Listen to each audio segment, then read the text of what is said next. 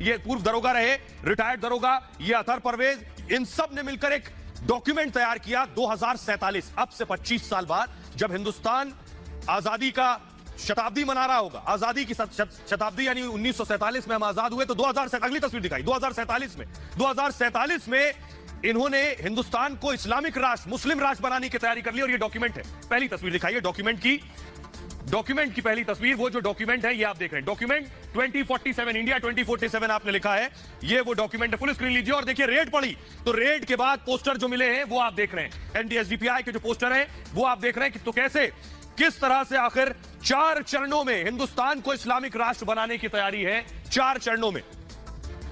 तो देखिए तैयारी है, ये सब जो चीजें मिली हैं उनके घर से, यही वो फाइल भी मिली है। फास्ट आइए प्लीज, यही वो ग्राफिक्स के जरिए मैं आपको दिखा रहा हूं। 4 स्टेजेस हैं हिंदुस्तान को इस्लामिक राष्ट्र बनाने के, 4 तरीके हैं कैसे। 2047 तक मुस्लिम समुदाय के पास सत्ता होगी, इस डॉक्यूमेंट में लिखा है। जीत के लिए बहुसंख्यक होने की जरूरत नहीं है, यानी हिंदुस्तान में बहुसंख्यक हो इसकी जरूरत नहीं है, सिर्फ 10%, 10% मुस्लिमों को साथ लाने की जरूरत है, यह इसका हिस्सा है। 10% मुस्लिम बहुसंख्यकों को घुटने के बल ला देंगे, यह इसमें लिखा हुआ है। 4 चरणों में इस्लामिक शासन का पूरा सपना हो जाएगा, 4 चरणों में। देखिए अब एक एक चरण दिखा रहा हूं। पहला चरण क्या है? पहला चरण यह है कि पहले पीएफआई के झंडे के नीचे मुस्लिमों को एकजुट करेंगे, उसके बाद मुस्लिमों को हथियार चलाने का प्रशिक्षण देना होगा। फिर दूसरा चरण आ जाएगा, ये 2 फेज हो गए, मुसलमानों को हथियार चलाने का प्रशिक्षण दे लिया, ट्रेंड हो गए। अब क्या होना है? हिंसा का सीमित इस्तेमाल किया जाएगा दूसरे चरण में, हिंसा के जरिए बहुसंख्यकों को आतंकित कर दिया जाएगा। उसके बाद अच्छे सिपाही को बम चलाने की भी ट्रेनिंग दी जाएगी।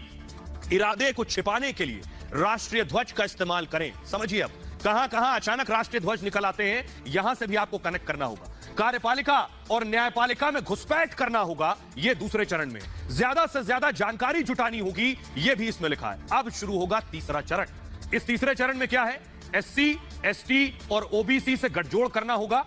उसके अलावा आरएसएस और पिछड़े वर्ग में दरार पैदा करनी होगी, यानी आरएसएस पिछड़े वर्ग से दूर हो जाए। आरएसएस को स्वर्ण जातियों के पक्षधर के तौर पर दिखाए, जैसे अभी दिखाने की कोशिश होती है बहुत से लोगों के जरिए कि आरएसएस जो संगठन है ये केवल सवर्णों का संगठन है, उच्च जाति का संगठन है, ऊपरी अगली जातियों के साथ खड़ा होता है।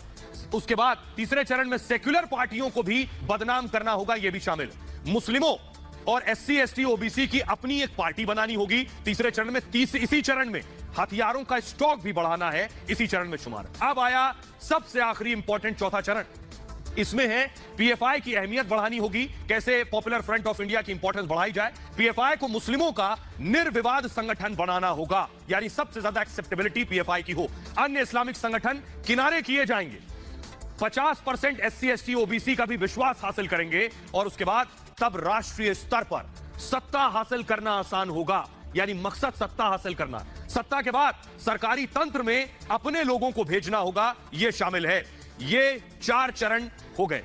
अब इसके बाद आगे क्या होगा ये आपको बताऊंगा, लेकिन उससे पहले ऐसा करते, लेकिन उससे पहले कैसे पूरी साजिश बेनकाब हो गई, आइए मैं आपको दिखाऊं। पीएफआई की साजिश का हिस्सा ये देखिए, ये पीएफआई आप देख रहे हैं। सबसे पहला जलालुद्दीन, ये सब इंस्पेक्टर, ये पूर्व दरोगा रहे, रिटायर्ड